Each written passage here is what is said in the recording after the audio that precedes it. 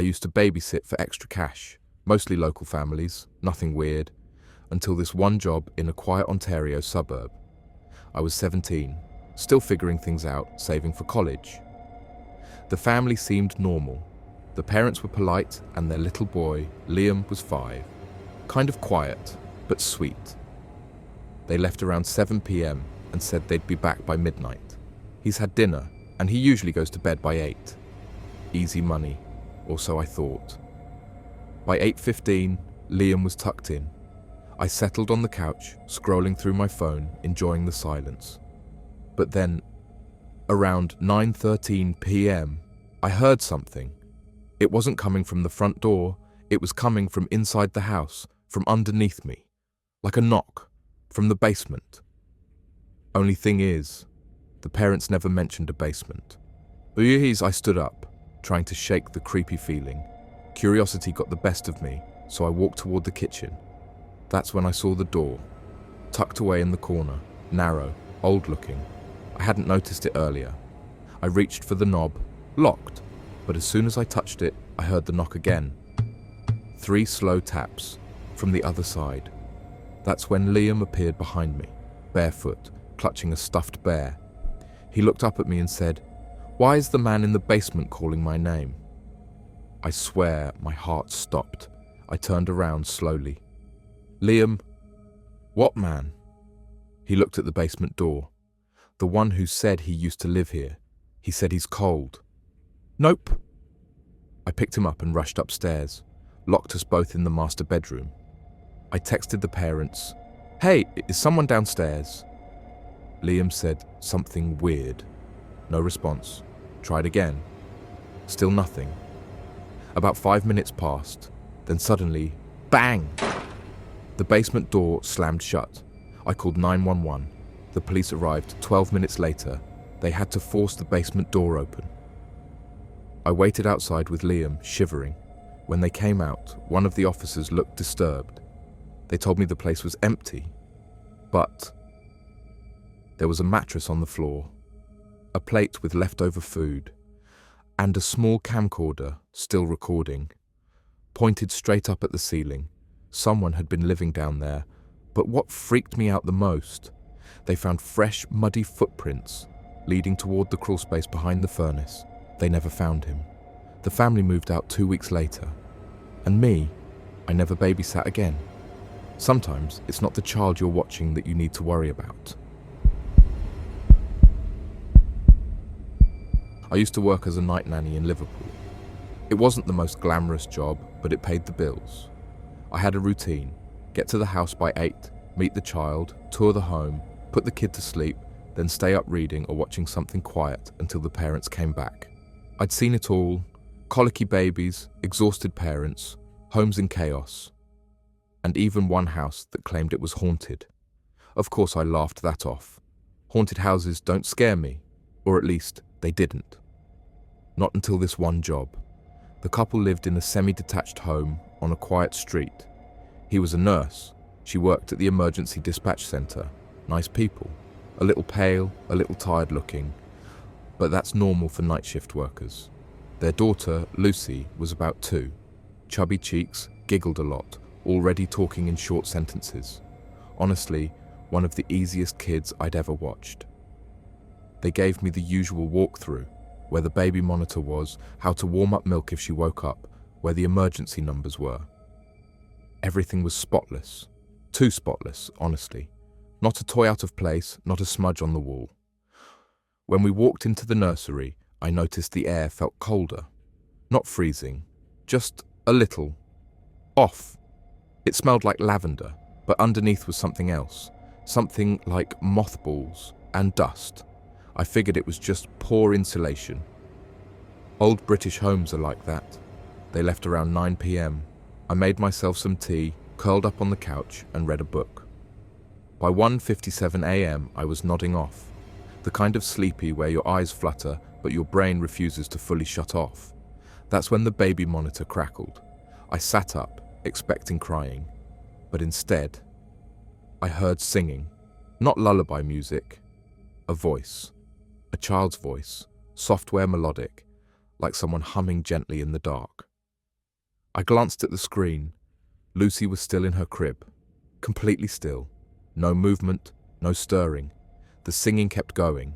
It was wrong, too clear, too close to the mic, and definitely not Lucy's voice. Older, maybe 5 or 6 years old, repeating the same few lines over and over. "Rockabye baby, on the treetop." Then, on the screen, something moved. A second figure, smaller than an adult, but not a toddler. It walked past the crib. I swear to you, it was there. A silhouette, a child. Then, just as suddenly as it appeared, the image glitched. Lines flickered across the monitor. And it was gone. Lucy was still in her crib, alone. I froze. My body screamed at me to not go upstairs, but I couldn't ignore it. I grabbed the flashlight from the side table and crept up the stairs. The nursery door was still slightly ajar. Inside, Lucy was asleep, her stuffed bunny tucked under her arm. Everything looked fine. But the chill was stronger, colder than before. The air almost felt heavy. I checked the closet, under the crib, behind the curtains. Nothing, no one. I stood there for a minute, just listening. The only sound was Lucy's soft breathing. Eventually, I went back downstairs. I sat on the couch, trying to make sense of what I saw. Sleep deprivation? Maybe. But I've done dozens of these shifts before. I knew what tired hallucinations felt like. This felt different. Around 3:20 a.m., I heard footsteps. Light, barefoot, coming from the hallway upstairs. I stood up slowly. "Lucy," I whispered. Nothing. I stepped toward the staircase, heart pounding. Again. Silence. Then something caught my eye. On the far wall in the living room, a family photo wall. I glanced at it earlier without paying much attention. But this time, I noticed something. There were at least 10 framed photos. The couple. Lucy, Christmas, birthdays, all the usual things. But in one photo, there was another child. A girl, about 6, smiling between Lucy's parents. Same dark hair, same eyes. Except, the photo frame was cracked, and the image itself was partially burned. The edges were blackened, curling like someone had tried to destroy it, but stopped halfway. When the parents returned around 6 a.m., I didn't say anything at first. They thanked me, asked how the night went. I hesitated, then asked carefully, "Did you have another daughter?" The mother stiffened. She looked at me for a long time before nodding. "Yes," she said softly. "Her name was Emily. She passed away." I didn't speak, but something in my face must have made her keep going. It was 15 years ago. She fell down the stairs while the babysitter was distracted watching TV. She didn't say another word after that. I quit that morning. They never asked why, and I never told them what I saw, but I'll never forget that voice singing through the monitor, or the second child who was never supposed to be there. Some children don't move on. They just wait for someone new to tuck them in. I've always liked babysitting. It's peaceful until it isn't. Ben was 8, lived in a quiet neighborhood just outside Manchester. His parents warned me he was a little withdrawn, liked to draw. That night, after dinner, we sat at the table. I scrolled through my phone while he worked on his sketches. He was so focused, pencil scraping the paper non-stop. I glanced over. He had drawn a man, tall, thin, no eyes, standing behind a window. The detail gave me chills. "Who's that?" I asked. Ben didn't even look up. "He watches me sleep," he said. I laughed awkwardly. "Like a dream?" He shook his head. "He's real." Okay, imaginative kid. But then he kept drawing. The same man, same window, different angles, different times of day, every single page. And then he looked at me and said, "He told me he doesn't like you."